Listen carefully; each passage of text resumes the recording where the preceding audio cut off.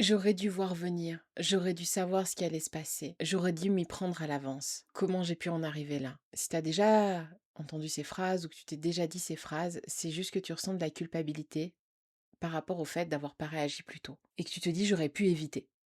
J'aurais pu éviter le burn-out, j'aurais pu éviter de laisser mes collègues dans la merde, de me retrouver en arrêt, de devoir traverser cette situation et c'est un processus normal. Le «j'aurais dû voir venir», il vient surtout au moment où tu prends conscience des symptômes avant-coureurs. Moi, je me rappelle quand j'étais dans le cabinet chez mon médecin, puis que je lui dis que depuis 3 4 mois, j'ai régulièrement comme des gastro qui étaient présentes, et puis qu'elle me dit: «Ah, mais ça, c'était les signes avant-coureurs de votre burn-out». Juste cette phrase-là, je me suis dit: «Putain, waouh, c'est violent en fait, c'est de ma faute. Moi, j'ai compris ça. C'est de ma faute si j'en suis là. J'aurais dû m'écouter, j'aurais dû voir, j'aurais dû comprendre». Mais comment veux-tu comprendre des signes quand t'as aucune idée de ce qu'ils veulent dire? En plus, j'avais arrêté de fumer, donc je me suis dit que c'était en lien, tu vois, qu'il y avait quelque chose avec ça, mais pas du tout. C'était simplement les premiers symptômes de mon burn-out. OK? Bah, je le savais pas. Bah non. Sinon, j'en serais pas arrivée là. Mais j'ai culpabilisé. J'ai culpabilisé de laisser mon boss se démerder seul alors qu'on n'était que les 2 dans le bureau. J'ai culpabilisé énormément de ça, de pas avoir été à la hauteur, de pas avoir fait plus, de m'être retrouvée là-dedans, de m'être retrouvée dans cette situation-là. Que mon homme se retrouve aussi avec une femme fragile, alors que j'ai toujours montré que j'étais quelqu'un de forte, j'ai culpabilisé énormément, beaucoup, tout le temps. Et puis en fait, j'ai compris que je pouvais pas l'avoir vu venir. Parce que dans le processus du burn-out, dans ce qui se passe dans ta chimie, c'est que il y a un moment donné où tu te rends plus compte, où en fait, tu n'arrives plus à discerner ce qui se passe et à avoir conscience que tu es dedans. Parce qu'en fait, il y a ça. Il y a la partie où tu commences à être fatigué, où tu te dis: «J'ai besoin de vacances, j'ai besoin de me reposer, j'ai besoin de prendre du temps pour moi», et puis que tu récupères pas, que les week-ends ne suffisent plus, que les vacances ne suffisent plus. Et puis il y a d'autres petites choses. Tu commences à avoir de la panade concentrée, à être de plus en plus fatigué, mais tu te dis: «Ouais, mais je peux tenir encore un petit peu, j'ai bientôt des congés, puis je peux tenir encore un petit peu, et puis encore un petit peu, puis encore un petit peu». Et en fait, c'est ce cumul de petit peu, petit peu, petit peu, qui fait qu'à un moment donné, tu te retrouves au en fait, le corps, il fait: «Pfft», plus de son, plus de lumière, fin de l'histoire, c'est éteint. Et quand on arrive là, en fait, il y a plus de petit peu, il y a plus de rien du tout, c'est stop. Tu peux plus rien faire, tu es à bout, c'est fini. Et c'est pas un choix que tu as, c'est que ça fonctionne plus. Ton corps ne fonctionne plus, ton mental ne fonctionne plus. Comment voulais-tu savoir que tu allais en arriver là? Tu pouvais pas. Et moi, j'ai eu beau lire que je me rappelle, j'avais fait un test sur internet pour savoir où j'en étais dans mon niveau de stress qui me disait que ça pétait le plafond. Je me disais: «Ah ouais, mais je vais faire quelques méditations, de la cohérence cardiaque, ça va redescendre, aucun problème». Tu parles, 4 mois après, j'étais en arrêt. Mais je trouve ça fou comme on peut se mentir à soi-même. Et c'est pour ça qu'on culpabilise par après, parce qu'on se dit: «Ah mais c'est pas possible». Mais la culpabilité, c'est juste des histoires que tu te racontes.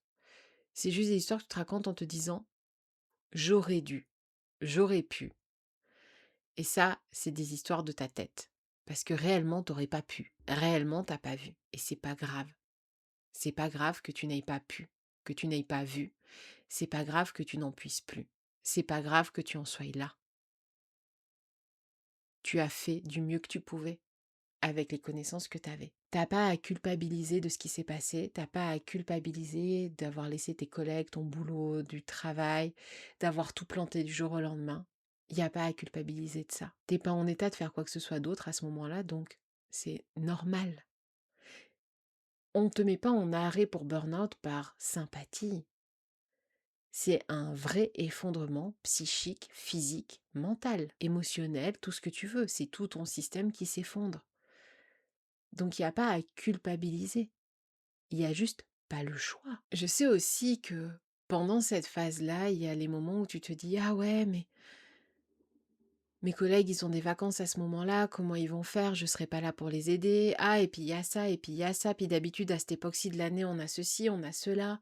Ou la fête du bureau à laquelle tu peux pas accéder parce que tu es en arrêt. Il y a toutes ces choses-là et je crois que le pire, c'est quand mon médecin m'a dit: «Oui, si jamais vous voulez aller à l'étranger pour, prendre des vacances, vous pouvez». Parce que dans le cadre du burn-out, c'est même conseillé. Allez vous promener, connectez-vous à la nature. Et je me suis dit: «Mais je peux pas faire ça. Les autres, ils sont au travail et moi, je devrais partir en vacances? Mais c'est pas cool!» Et je culpabilisais de ça. Et je me suis dit: «Mais en fait, je peux pas faire ça». Et c'est fou comme la culpabilité a un poids sur notre guérison, sur ce que tu vas vivre, et c'est un poids que je t'invite à enlever, que je t'invite à ne pas garder, parce qu'elle a pas lieu d'être. C'est normal que tu l'aies ressenti, mais ne t'y attache pas. Elle te raconte des histoires sur le fait que tu aurais pu faire autrement, mais c'est pas le cas.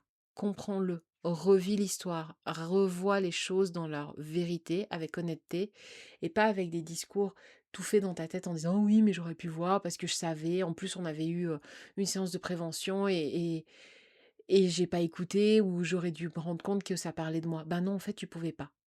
Tu pouvais pas. Tu pouvais pas faire autrement que ce que tu as fait. Donc, je t'invite à te pardonner par rapport à ça, à faire un travail d'acceptation de ce qui s'est passé.